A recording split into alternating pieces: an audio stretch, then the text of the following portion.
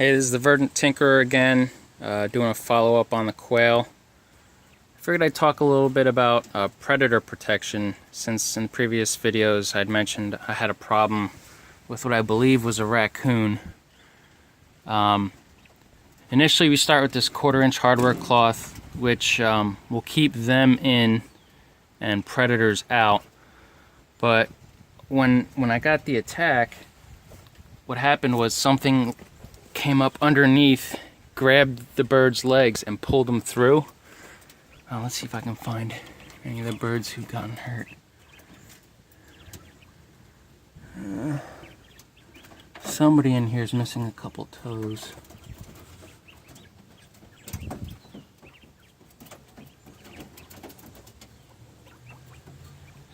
Over in the corner. But anyways, you can see there's a second layer of hardware cloth now underneath, which I added this frame, so there's a piece of hardware cloth between these two, and then there's another one under here. Because what happened was, apparently 1/4-inch openings wasn't big enough, so something was reaching through, grabbing their feet and pulling it down, eating their toes, and of course they can't really stay off the ground, so something just kept attacking. But what I realized also was the birds in this cage were pretty much fine, whereas all of the birds in this cage were attacked. 4 of them died.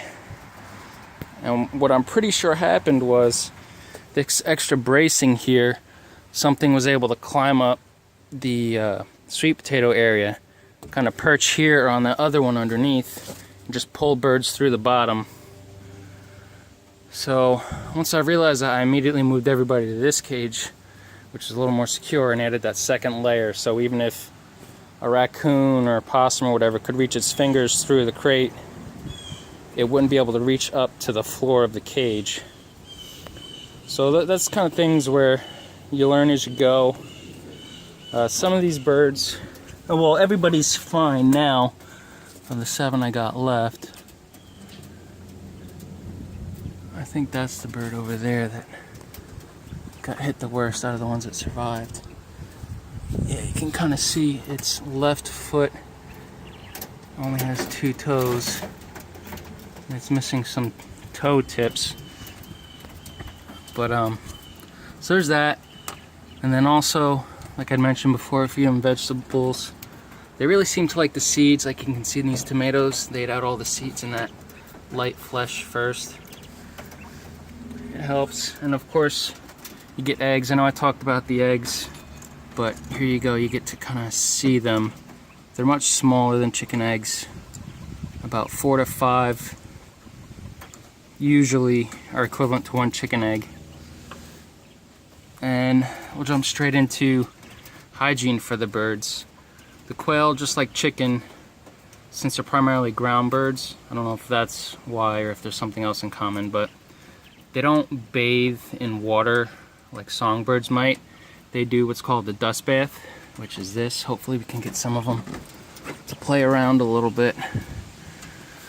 But what they do is they have this instinct, like this bird jumped right in, to, if they're on the ground, they would just dig up a patch of bare dirt and start throwing sand on themselves. And what that does is it gets up under their feathers into their skin, and they're all really going to town now.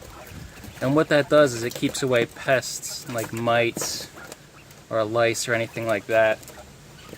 And what you really want to do if you're keeping birds is try to add a little bit of wood ash, which I haven't because it's not winter yet, so I don't have any, and I'm not going to go and buy ash. But the other really good thing to add in there besides sand or a little dirt is what's called diatomaceous earth. It's basically a very fine grained sandpaper. Almost need to look at it under a microscope, but it's got very rough edges. And what it does is when it comes into contact with the exoskeletons of insects, basically shreds their skeleton and dries them out. So it's like an instant death. But it doesn't harm animals like these birds here. You'll see they're actually picking at it. If you get food grade diatomaceous earth, which is what you should use for birds, because as you can see they're eating it, but it can also be used for like dogs, cats, if you had goats or anything like that, or even humans. If you eat it or mix it with some of your food, it helps to control like intestinal worms or any other parasites like that. It has the same effect. It helps to kill them and dry them out. I actually tried taking a video of them the other day, and for some reason nobody was interested in the bath, but I'm glad I was finally able to catch them.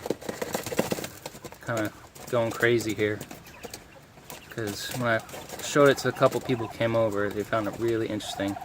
It is kind of funny how excited they are and how odd they can be. One of them's actually pecking another bird because he can't get enough ground space.